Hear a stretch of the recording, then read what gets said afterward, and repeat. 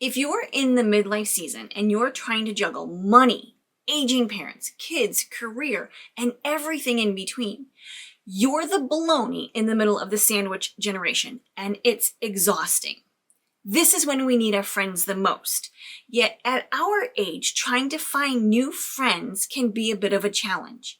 I'm here to show you today 15 ways to meet new people so you can stop being so lonely. Hi everybody, my name is Sarah. Thank you so much for joining me today. If you don't know me, I'm the owner of frozenpennies.com.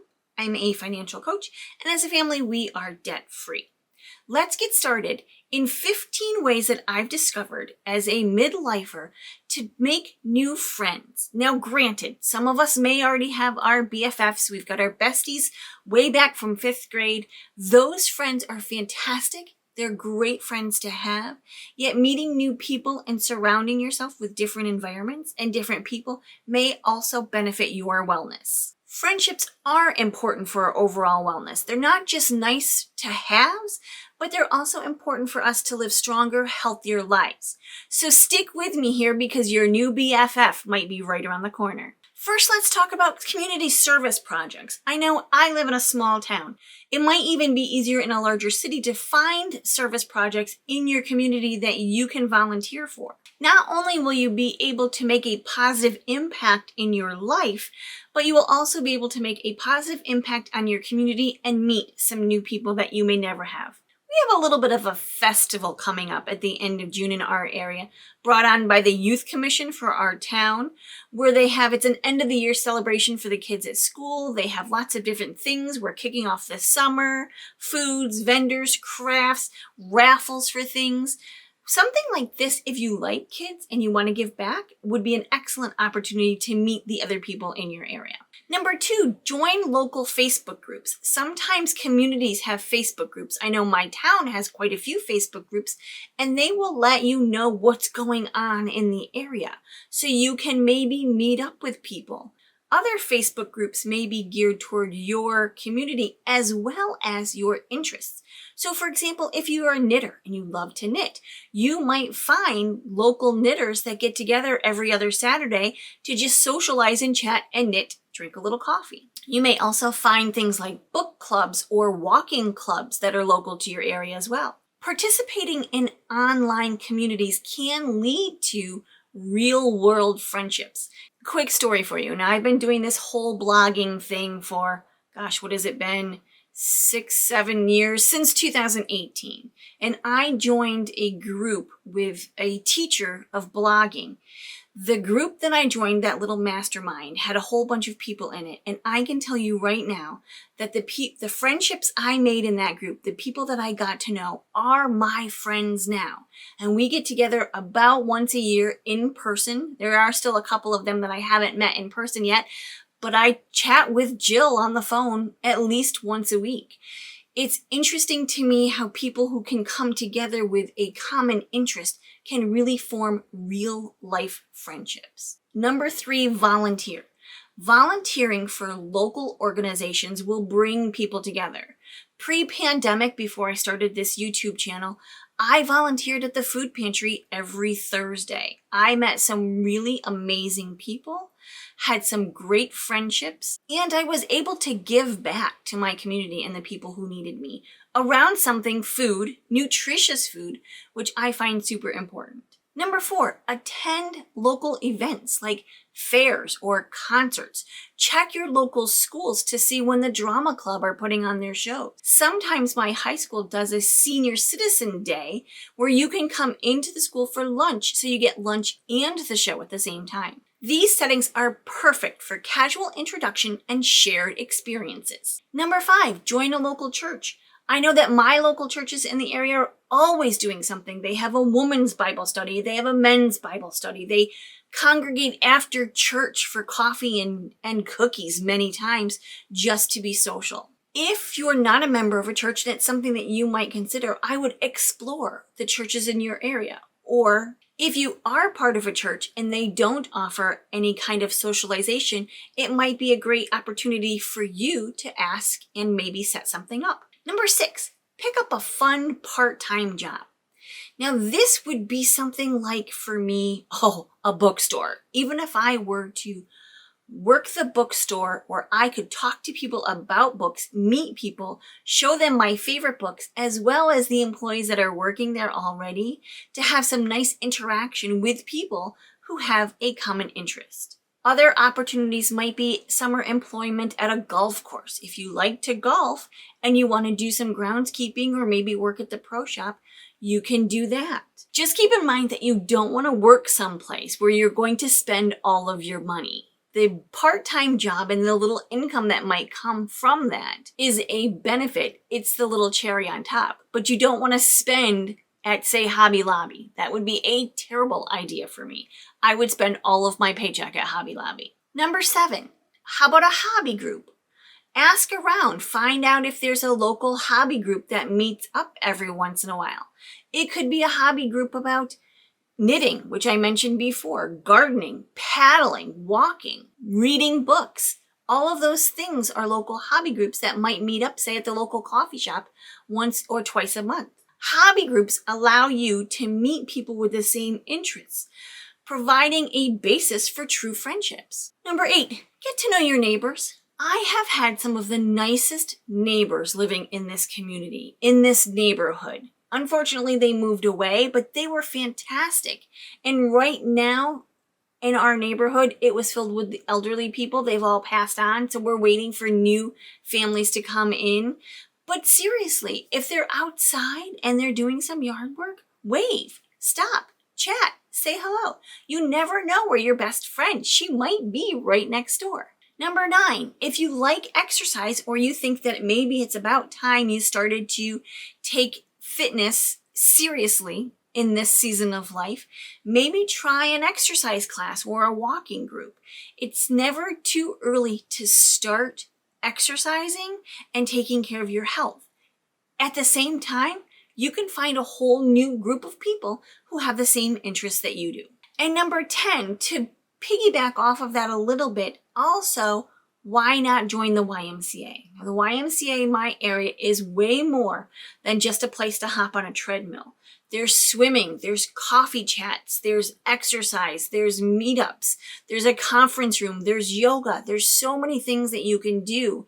And there's so many people there that you can meet who might have the same interests that you do. And number 11, try a class. Try an art class. Try a writing class at the local college. And many local colleges will have continuing ed adult classes for either cheap or super inexpensive.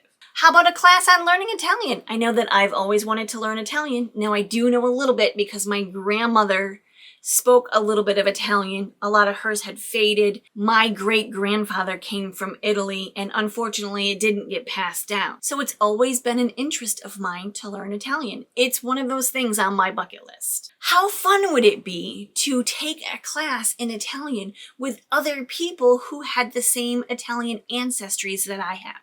One of my favorites, number 12, would be to join a book club. I remember years ago we did this. Now, many people will say, women joining a book club is just an excuse to drink wine. I'm not going to touch that. I'm not going to share any experiences about that at all.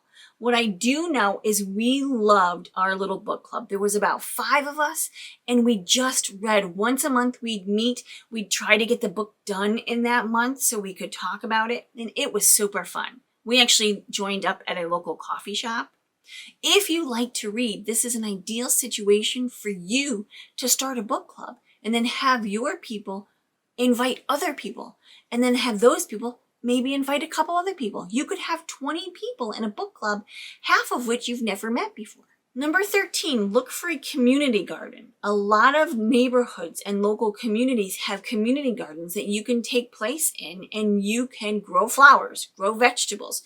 You might have to rent your little plot of land, but it might be worth it to be able to grow your own vegetables, save a little bit of money, as well as meet other people who are also interested in gardening. This might be an ideal thing for my mom to do. My mom has a lot of property and she is a master gardener. I suggest that she rent out plots of land for other people who don't necessarily want to build their own gardens or don't have the property maybe to build their own gardens, and they can come and take care, and she could get a little bit of socialization as well. How great would it be for my mom to meet some new friends? Number 14, spend some time at your local library. If you're a book lover like I am, and if you're partial to the library, spend some time there, browse around. Sometimes libraries actually have coffee shops in them. I mean, how great would that be, right? Have a cup of coffee, a little soy latte, walk around, browse some books, bring your bag, take some books home, make a new friend, meet up for coffee later. Number 15, attend workshops, seminars, and conferences.